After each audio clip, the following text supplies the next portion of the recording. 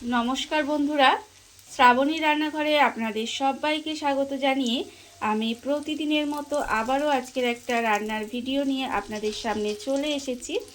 আজকের আমি আপনাদের একটু অন্যরকমভাবে, একটু ইউনিকভাবে বেগুন ভাজার রেসিপি বানিয়ে দেখাবো।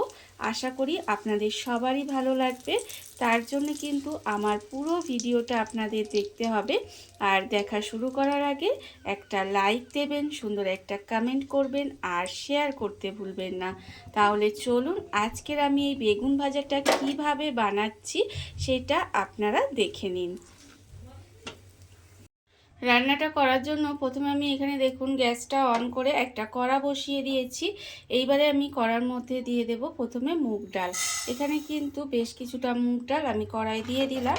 আর এই ডালটা কিন্তু আমি একটা সুতির কাপড়ে খুব ভালোভাবে পরিষ্কার কাপড়ে মুছে রেখেছি। তার কারণ ডালটা যেহেতু ধোয়া হবে না, সেই জন্য কিন্তু খুব ভালো করে ডালটা মুছে পরিষ্কার করে নেবেন। তার কারণ ডালটা বাইরে থেকে দোকান থেকে নিয়ে আসা হয়, ডালের মধ্যে কিন্তু অনেক নোংরা থাকে। সেই জন্য অবশ্যই করে কিন্তু ডালটা একটা পরিষ্কার সুতির কাপড় দিয়ে মুছে নেবেন। নিয়ে এবারে দেখুন ডালটা আমি কড়াই দিয়ে গ্যাসটাকে একেবারে লোতে করে দিয়েছি। লোতে করে দিয়ে এইভাবে কিন্তু ডালটা একটু মুচমুচে করে ভেজে নিতে হবে। ডালটা কিন্তু এইভাবে একটু মুচমুচে করে আমি খুব ভালো করে ভেজে নেব। দেখুন এইভাবে কিন্তু আমি একটু মুচমুচে করে ভেজে নিচ্ছি।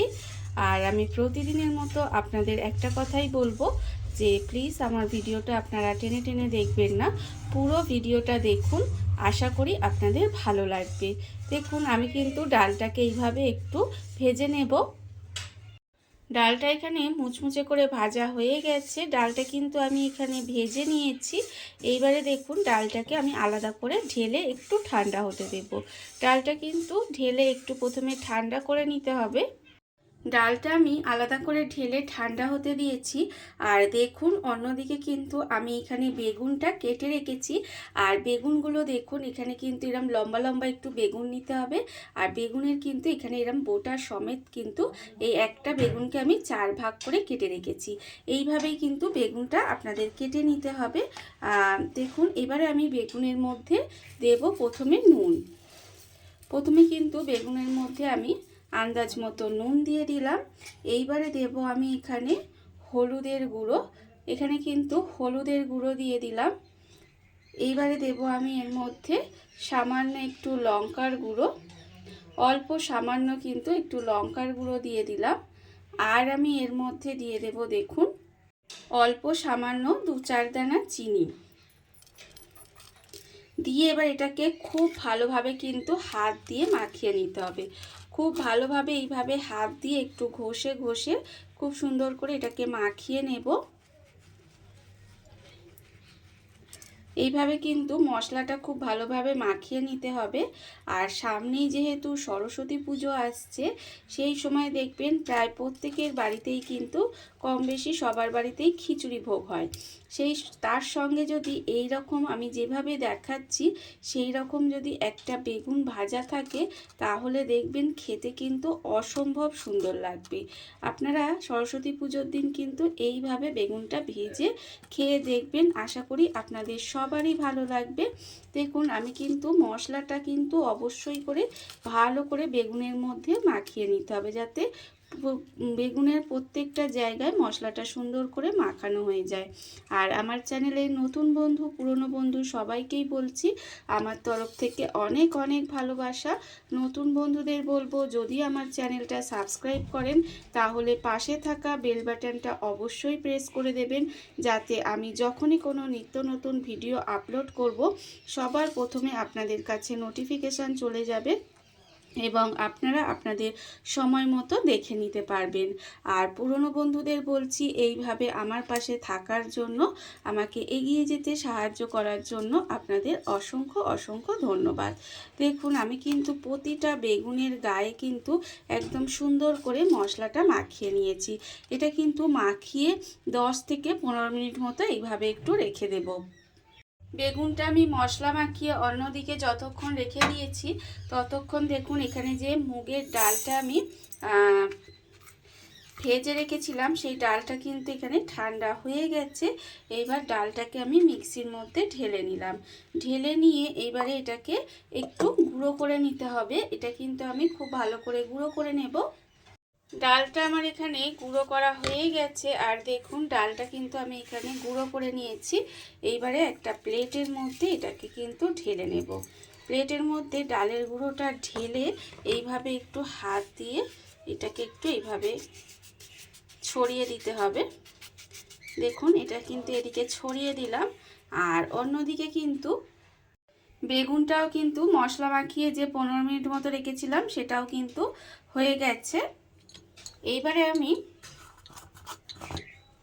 গ্যাসটা আবারও অন করে নিয়েছি। অন করে নিয়ে কড়া বসিয়ে দিয়েছি। কড়ার মধ্যে দিয়ে দেব সর্ষের তেল।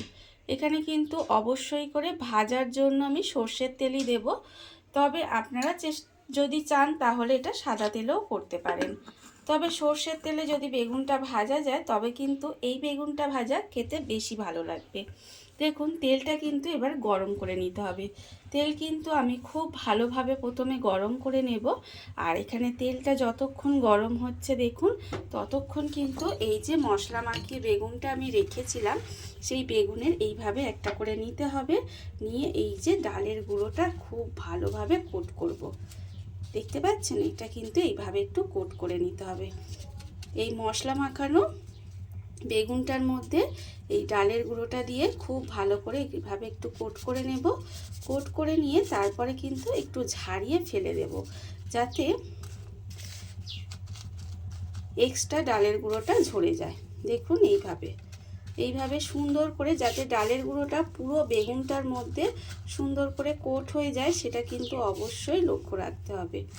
এইভাবে সুন্দর করে কিন্তু ডালের গুঁড়োটা মাখিয়ে নিতে হবে, তবেই কিন্তু বেগুন ভাজাটা খেতে ভালো লাগবে।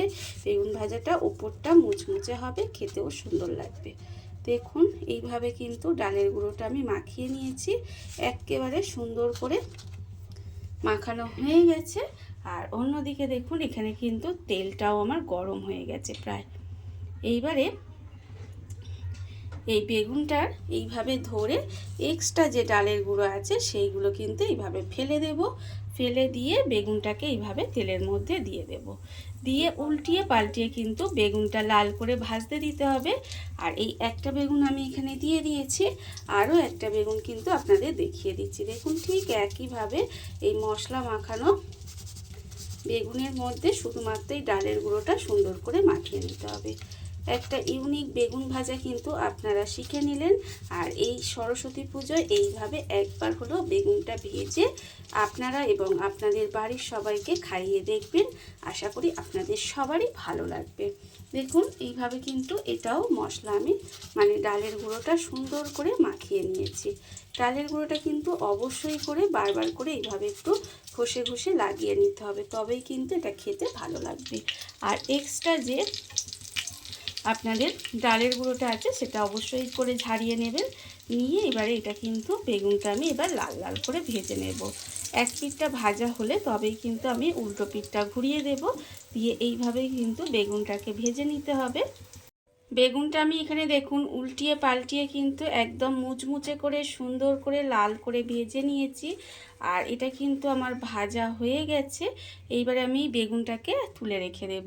দেখুন কত সুন্দর দেখতে হয়েছে। দেখতে যতটা সুন্দর হয় খেতে কিন্তু তার থেকেও সুন্দর হয়। এইভাবে আপনারা কিন্তু একদিন হলেও বা এই সরস্বতী পুজোয় বানিয়ে কিন্তু দেখতে পারেন। দেখুন আমার কিন্তু বেগুনটা একদম মুচমুচে করে ভাজা হয়ে গেছে। এইবারে বেগুনগুলোকে আমি তুলে রাখছি।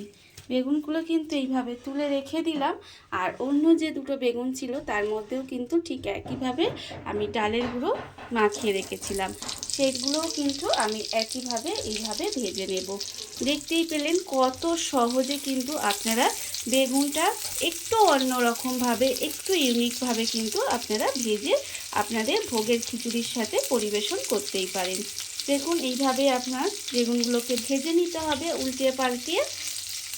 আমি ভেজে নেব, তারপরে আপনাদের পরিবেশন করে দেখাবো ঠিক কেমন হলো। দেখুন বন্ধুরা, বাড়িতে থাকা কত অল্প উপকরণে কত অল্প সময় কত সুন্দর একটা ইউনিক বেগুন ভাজার রেসিপি তৈরি হয়ে গেছে, আপনারা দেখতেই পেলেন। আর এটা কিন্তু খেতে অসম্ভব সুন্দর হয়। এটা আপনারা খিচুড়ির সাথে, ডাল ভাতের সাথে, যে কোনো কিছুর সাথে কিন্তু খেতে পারেন, খেতে ভীষণই ভালো লাগে। আর এই ভিডিওটা যদি আপনাদের ভালো লেগে থাকে, আপনারা আমার চ্যানেলটা সাবস্ক্রাইব করে এইভাবে আমার পাশে থেকে যেতে পারেন।